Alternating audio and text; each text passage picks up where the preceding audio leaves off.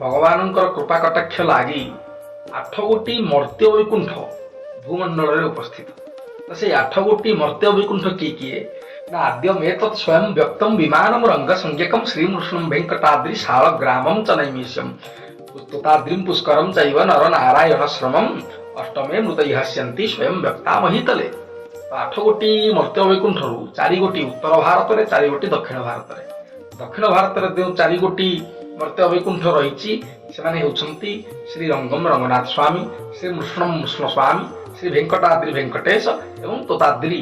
ଏବଂ ଉତ୍ତର ଭାରତରେ ଯେଉଁ 4 ଗୋଟି ମର୍ତ୍ତ୍ୟ ବୈକୁଣ୍ଠ ରହିଛି ସେମାନେ ହେଉଛନ୍ତି କିଏ ନା ପ୍ରଥମେ ନେପାଳ ଅନ୍ତର୍ଗତ ବୃଦ୍ଧ ଗଣ୍ଡୁକୀ ନଦୀ ଯେଉଁଠିକି ଶାଳଗ୍ରାମ ବ୍ରହ୍ମଶିଳା ପ୍ରାପ୍ତ ହୋଇଥାନ୍ତି, ଦ୍ୱିତୀୟରେ ଚକ୍ରତୀର୍ଥ ନୈମିଷାରଣ୍ୟ, ତୃତୀୟରେ ବଦ୍ରି ନାରାୟଣ ଏବଂ ଚତୁର୍ଥରେ ପୁଷ୍କର।